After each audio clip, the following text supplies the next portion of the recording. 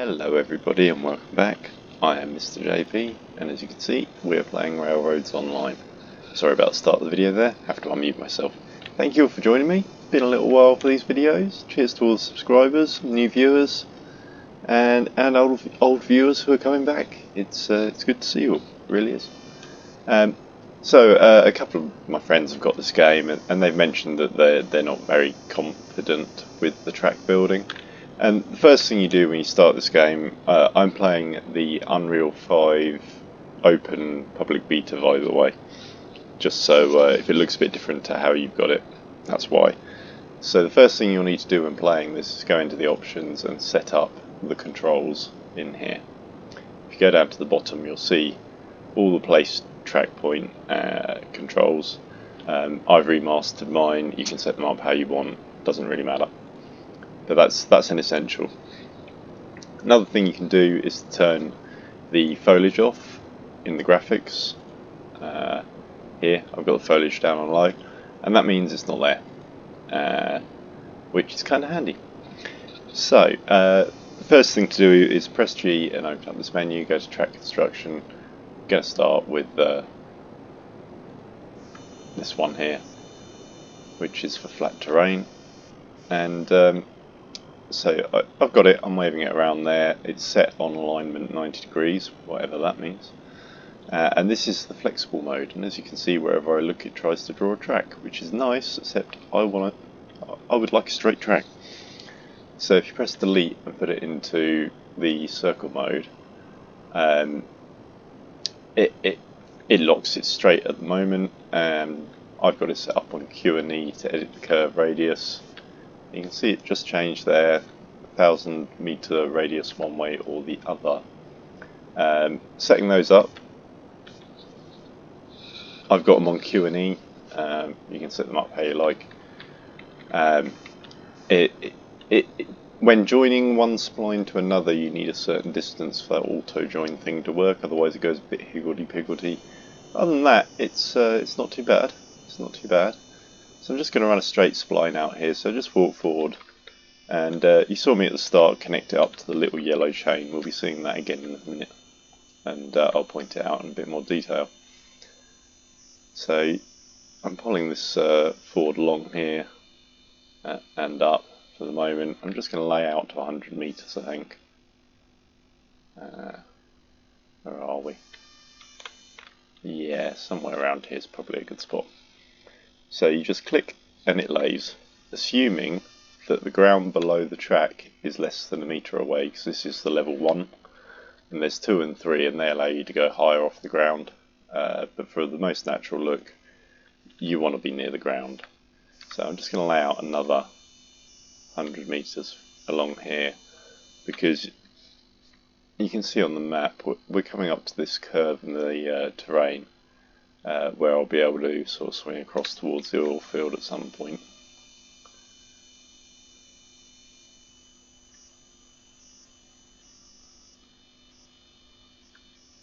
Just coming up, that's 200 meters from the Ironworks to here. And so yeah, that gets laid in there, and you can see this is that little yellow chain thing that I was talking about there. It can sometimes be a bit of a pest to get to highlight. You have to look around for it, make sure you're not sat in a tree like I was there. Sometimes you have to get on the angle to it, but yeah, that's how you do that. Now the oil field is actually over there, diagonally sort of from this position, so we'll start running through there. Just press G again when you want to get rid of a construct mode like that.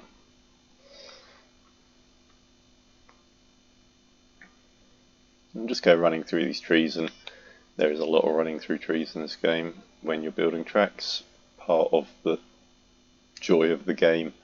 And I'm going to be honest, sometimes I feel like I want, a rifle or a shotgun or something to deal with any bears, especially when up in the mountains, with the foliage on and everything. Yeah, it can get a bit lonesome out there building track, it really can.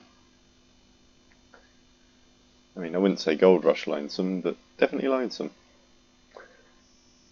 So yeah, this is the oil field, and as you can see it's quite nicely cleared, there's a few derricks. I think it's been improved. So yeah, and you've got a place for tools delivery, a place for beams, and a place for pipes. That appears to be the lot at the moment, actually. And this is where the oil comes out from, and it consists of a set of derricks that they swing outwards like this. Now you'd think 90 degrees was the angle to fill two cars at the same time, but it isn't. It's on a slight angle. So if I set these two up, this is just for a quick example of how this works. So yeah, those would be on a slight angle like that. They might have re-engineered this. I'll see what happens when I build rails and bring the tanks down here. So, over here, this is the delivery point, so I'm going to put some track in here. And I'm actually going to use the wall track, and as you can see it's not very well aligned to how I want it. And this is where I use page up and page down, and you can rotate via various grid alignment in degrees. I think I've got it set for tens at the moment, judging by the look of that. And tough call on where to line these up, but I'd say around there is fine like that. And you just click, and because you've got the circle mode on, of course, it will be straight, and we'll find out how straight aligned these two are. Ooh, and the answer is not so. Nah, they're not good, but they're not bad. 3.6 Rompton. Sorry, for those who don't or haven't seen it, there was a BBC documentary about Chernobyl, and pretty much I think the monitoring systems in the unit had a limit of 3.6 Rontgen, and that's what it was showing. And yeah, the supervisor's response was not good, not terrible.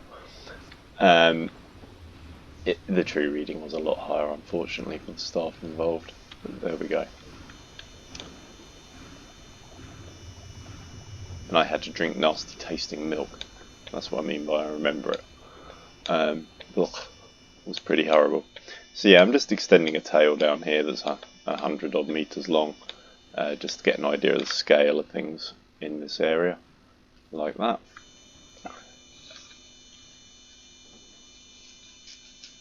I'm going to do the same thing to the top here, and this isn't perhaps necessary, but I know how big I end up going later on when it comes to the oil trains, so I want a bit of space for shunting.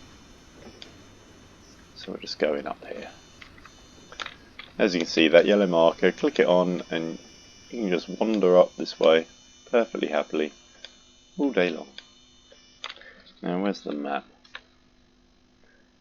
You can see this is the end that I'm aiming for, so somewhere at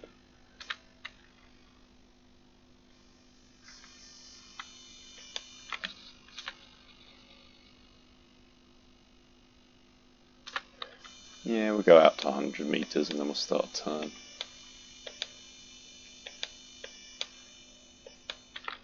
Let's have a look at how it looks. Just thinking, I only need to load 6 cars of oil. I'm only going to hold 12 at any time, I reckon. So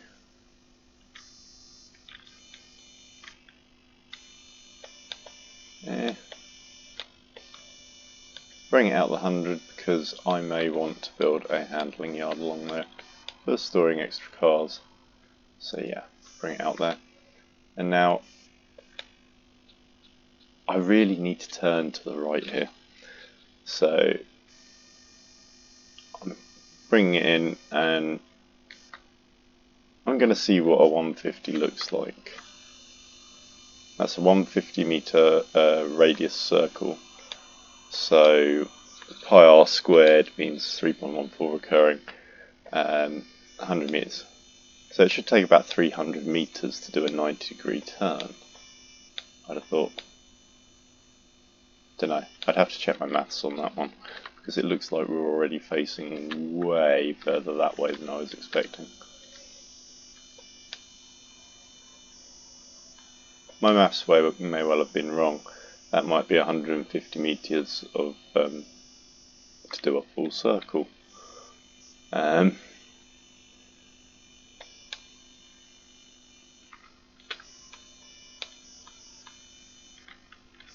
Which way is this oil field line then?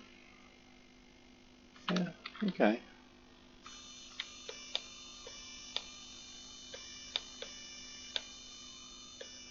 We'll go for it. We'll see how this 150 looks and take it from there.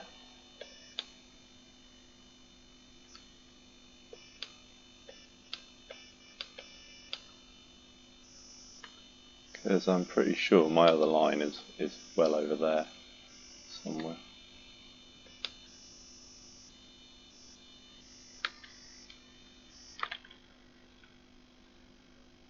Well over there. Okay.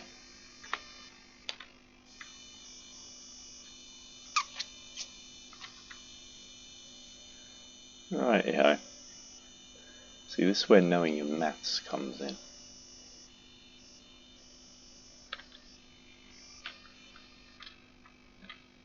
However, there is just looking at roughly 90 degrees like that and bringing it back, because if I'm right, 35 meters of this should bring it roughly square.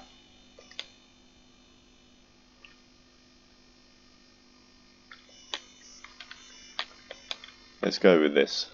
150 divided by 4. 75. 35, 36, 37 point something. Yeah, 37.5. We'll go with that. Bang. That does not look like a 90-degree turn. It isn't. Or at least it doesn't look it.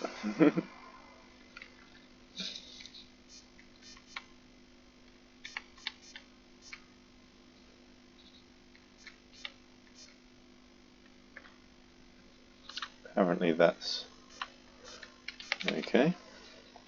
Well, I'll see what we get here. Because what I'm going to do is do the same thing in the other direction and see how they line up. There is a lot of running around and screwing around when building track. Building telegraph buildings can help you out. So you can just quickly jump between the ends of where you're building, and also not starting at both ends and heading towards each other can be a good idea. But bear with me, I got my reasons for doing it this way. So there's one line, where's the other? There's the other.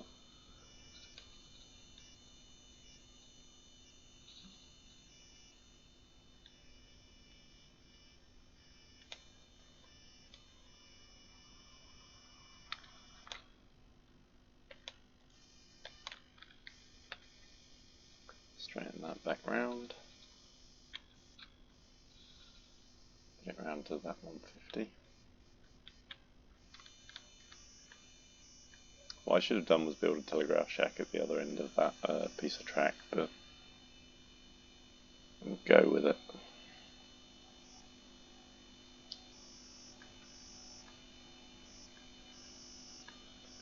See how this goes freehand.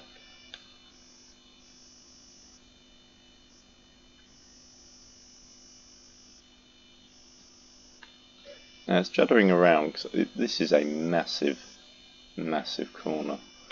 There is the other corner over there. Interesting.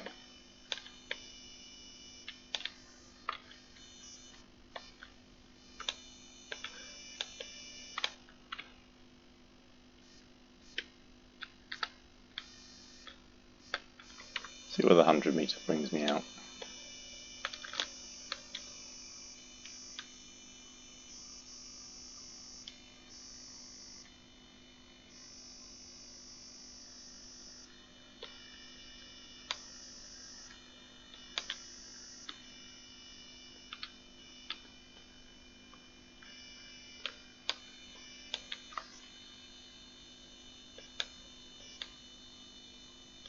Okay.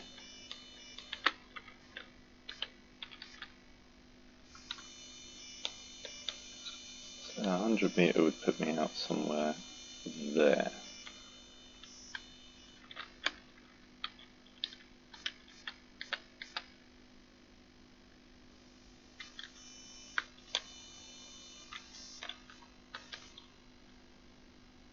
We'll take it out with the 110, see how this goes. Normally the answer is horrendously badly, but yeah.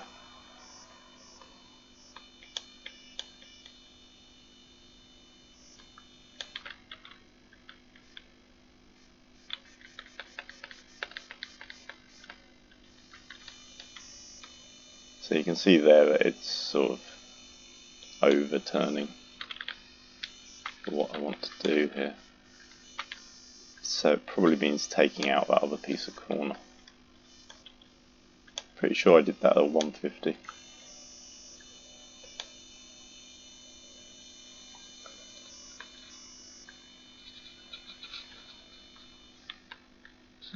Does not look right. So yeah, to demolish rails, just click demolish rail, job done.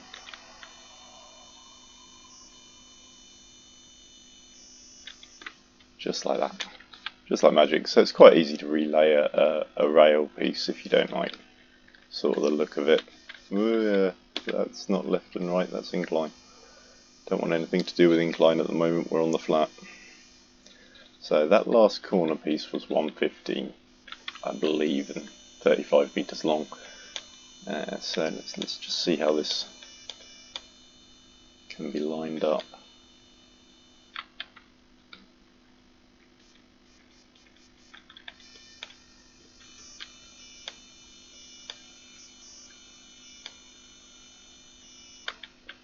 And this is by eye lineup. You can get all mathematical about it if you want to. I'm pretty much just judging where the ends of those rails are and what looks vaguely straight. So I'm going to try it from back here.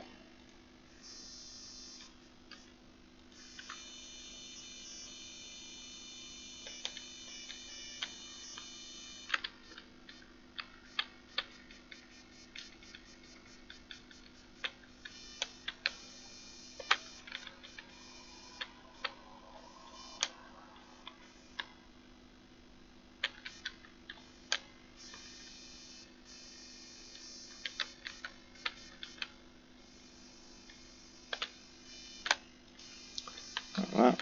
And then I'm just going to demolish that segment there, rebuild it from the other end again, because I think it's 100 and something metre curve. It'll be plus that, but it doesn't really matter.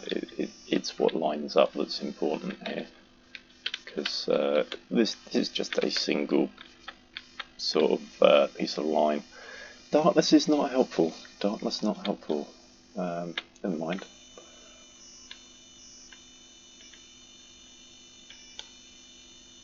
Yeah, linking curves together is one of the hardest aspects of track building, and this applies to model railways as well, just in case you're thinking, ooh, railways look fun, let's build a model. Yeah, they're a nightmare. So you can actually change how many degrees this goes left and right as well with the, yeah, that button is what I assigned it to. So I can now change it by single amounts, which is going to be handy for this, because it's going to need a certain distance to figure this out.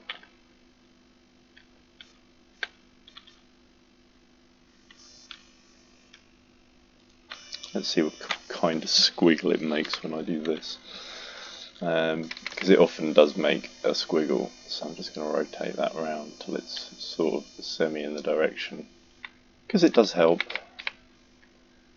And then click that into there.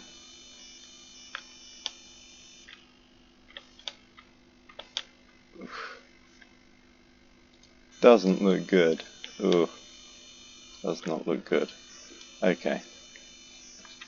Yeah, we do have a lantern, everyone, but it makes me feel a bit seasick using it. for these reasons. It's everywhere. It's all over the place. But still, one bonus about this guy is he can hold a lantern and use a chainsaw. So, well, back in these days, a bow saw and an axe. Who knows? But logging. So you've got a railway line like this. You need to clear some stuff. And there are actually turntables and end-of-line devices.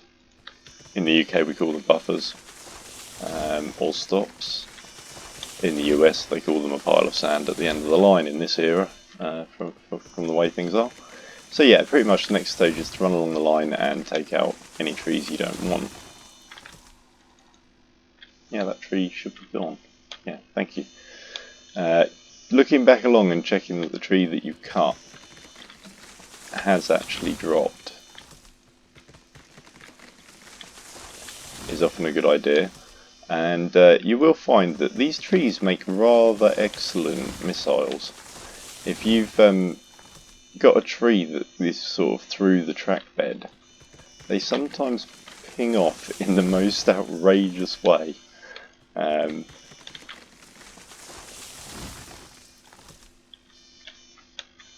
Yeah, that one's not going to do it.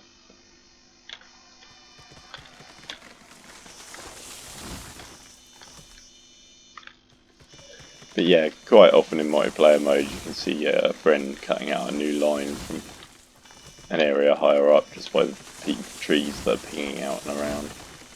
So that could be kind of amusing.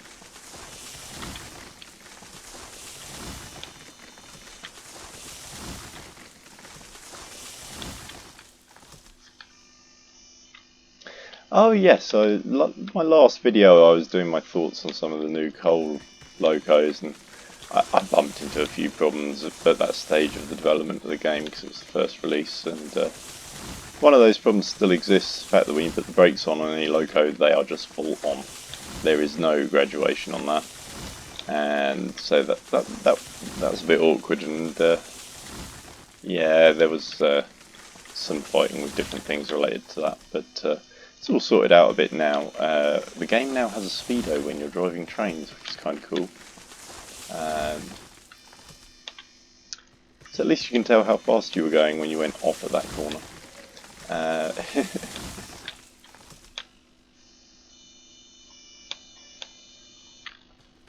And what I should have done was put a telegraph in at the back end of this track, but still. I need to do some work at the other end as well.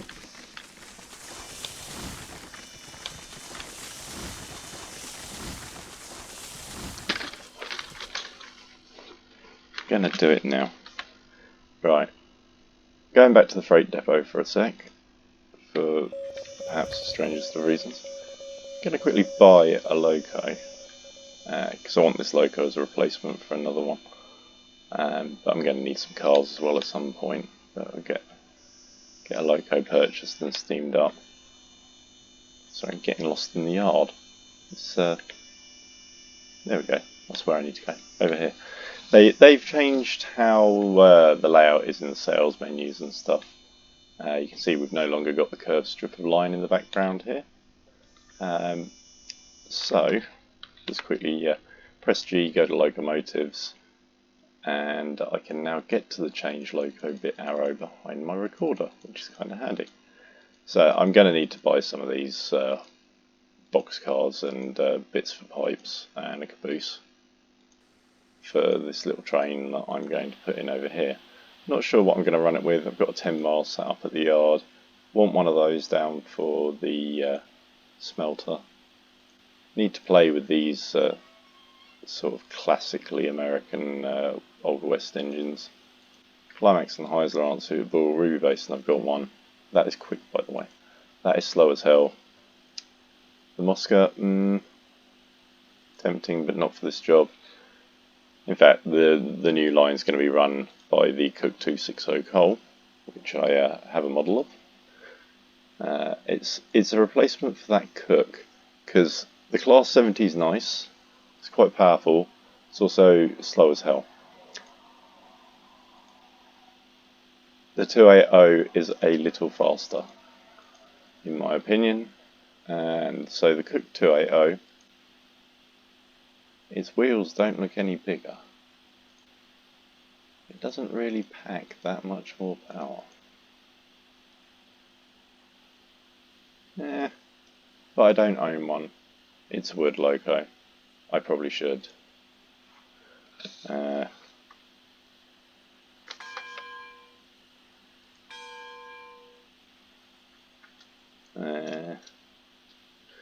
I need a name for it. Oh dear.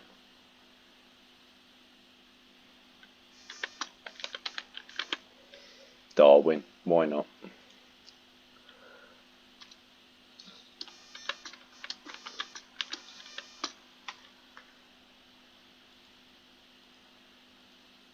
This game has some horrendous smokestacks. These are no improvement.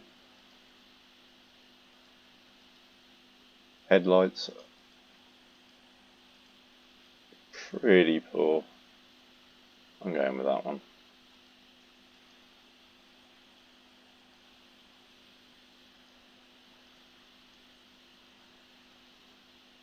Those are some really minging paint jobs as well. Okay, I'm going with that one.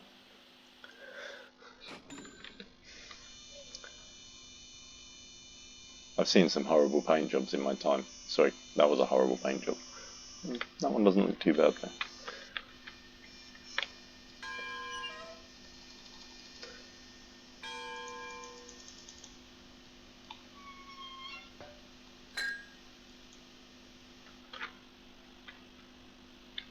Alright, that's got a bit of fire in that, which is what I mainly came over here to do. So it's ready for when I want to play. Back to the Ironworks. I've beamed into this end of it, which at some point I need to develop the other end of this area over here on the left and ahead of me, because I need to build a bigger loading yard for this kind of thing.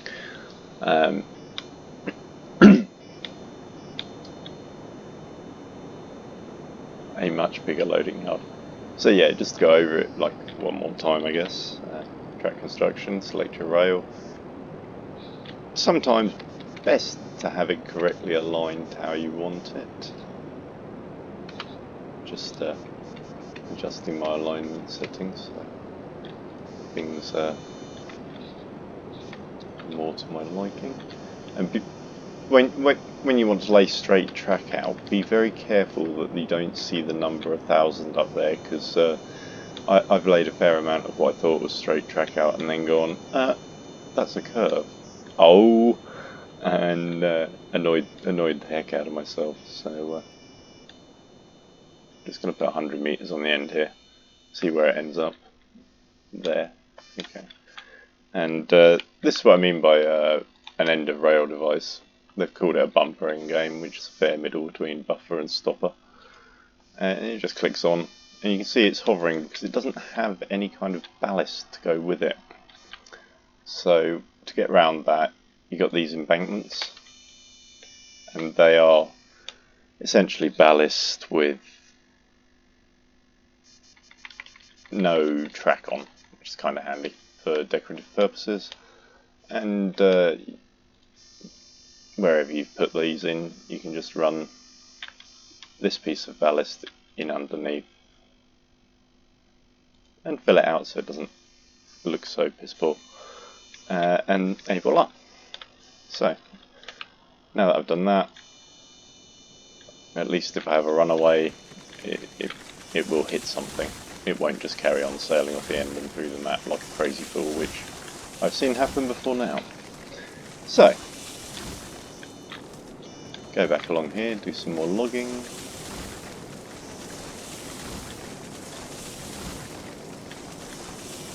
I like a close treed look. Other people are merciless and cut clear for miles so that no tree can fall on their rails. It's up to you. Depends on your preferred look, really. I tend to keep them until they're a problem and then cut them out. And that way you only cut out what you need to cut out, and you keep a more varied look to your line, really. If everyone cuts it all away, it all looks the same.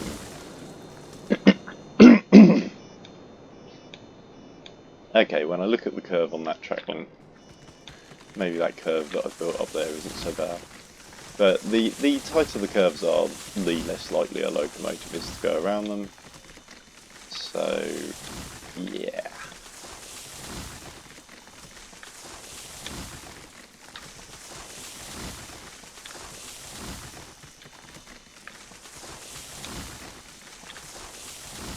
Now, locos, when you first buy them, the boilers actually come empty of water, which is something to be remembered. When I say empty, they've got 1,000 in, which isn't much when their contents is normally around 4,500 to 5,000. So they always need filling up at the start. So I may not run that loco that I just bought in this session. We'll see.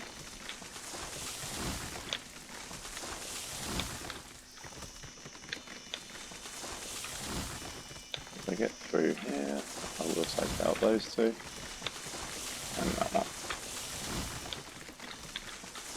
Yeah, nice. So what I've just done is lay in a line, and I say a line because other than the access down at the bottom to get a loco onto it, it only goes from one spot to the next.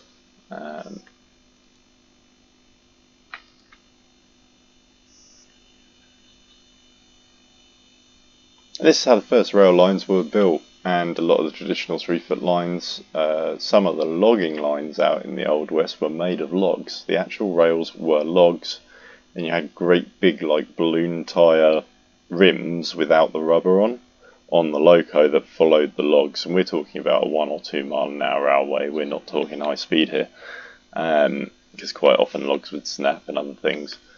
But it got them where they were going, and that's pretty much what this is about as well. It's about getting where you want to be. And with that in mind, I am going to put in a telegraph office. Bearing in mind that there are going to be wooden tools and all sorts stacking up behind there. I don't want it anywhere there really.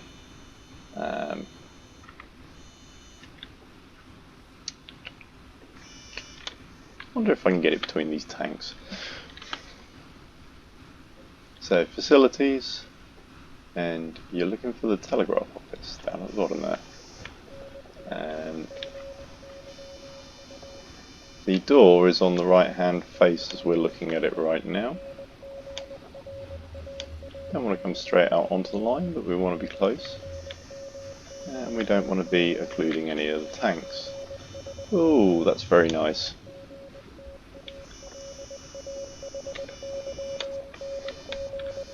It's an accident waiting to happen, but hey, what the heck, it fits. So yeah, now that that's in there, you can jump around the map a bit more, and it makes everything a bit easier.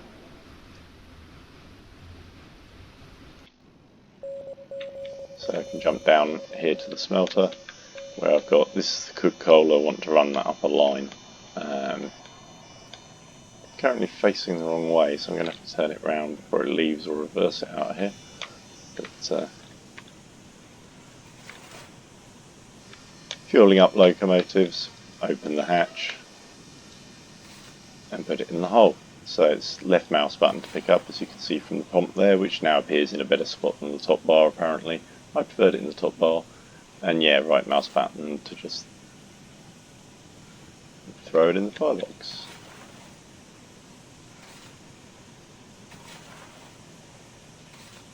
Just like that.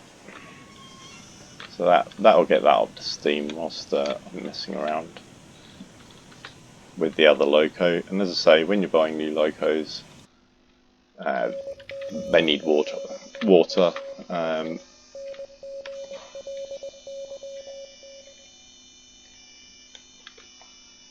I've got a wood supply there, but they all come full of wood. But I'm going to build a loco storage area down this way. So yeah, do like this new area that they've built. So for linking things together, you can see under here there is a coupler, and you can add a link in there, but you can't actually put a pin into that side. So always put the coupler on the tender when you're connecting locos and stuff together. So by looking at the Loco and pressing F, you can go into this menu, and it's quick access UI. Allows you to do things like activate the air compressor for the brakes, and that kind of thing. So we'll stick it into reverse. We know the brakes are off essentially. And by just pressing W, you can put 2% on the regulator, S drops it back. It's the only control that's actually bound to a key. And I've just rolled it back a little bit there.